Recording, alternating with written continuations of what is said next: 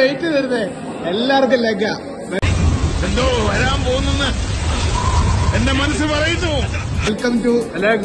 എനിക്ക് ജസ്റ്റ് ഇല്ല അയ്യോ അങ്ങനെ പറഞ്ഞൂടാ, പിന്നെ ഞാൻ എന്തിനു വന്ന ലെഗ് ഡേ വിത്ത് അഭി. നീ ഉണ്ട്. ഈ പോടാ, നിനക്ക് ലെഗായിരുന്നു. ഈ പോടാ, നീ ലെഗായിരുന്നു. ഇതിന്റെ ഒരു യുദ്ധത്തിനുള്ള തയ്യാറെടുപ്പാണ് ഈ കാണുന്നത്. അഭി, യുദ്ധത്തിനുള്ള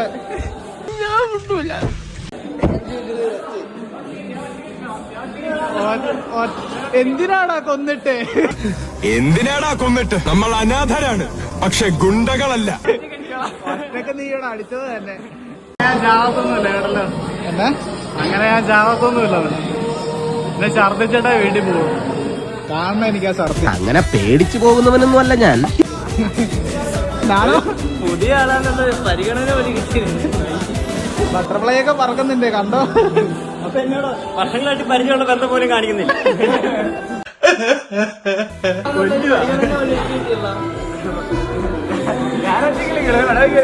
നിനക്ക് പ്രപ്പം പറയാ. നിന്നെ ലെഗ് കീറും. ലെഗ് കാണിച്ച ഇത് കണ്ടോ? കാവല് ഞരമ്പ് കണ്ടോ? എന്റെ കാവല് ഞരമ്പ് ഇത്ര ഞാൻ ആദ്യമായിട്ടാ കണ്ടത്. അറിയണില്ല ഇപ്പൊ.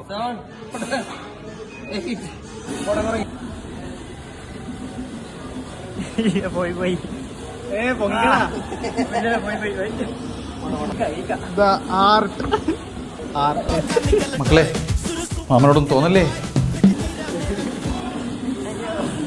നീവനെന്താ പറഞ്ഞായിരുന്നു? എന്നാ നീ ലെഗൊക്കെ എന്തെന്ന്? അത് ഇവൻ പറയട്ടെ, ലെഗൊക്കെ എന്തെന്ന് കണ്ട ആഴ്ച പറഞ്ഞ കണ്ടാതെ പറഞ്ഞോട്ടെ അയാള്.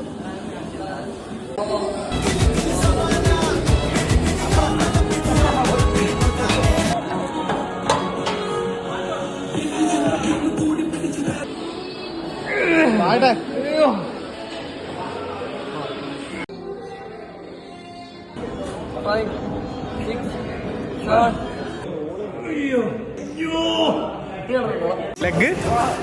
ലെഗ് നിനക്ക് ആ ഓക്കെ ശരി.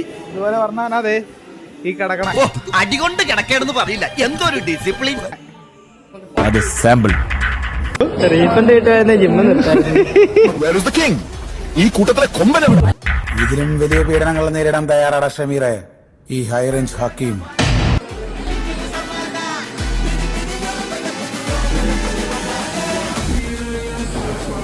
A few moments later.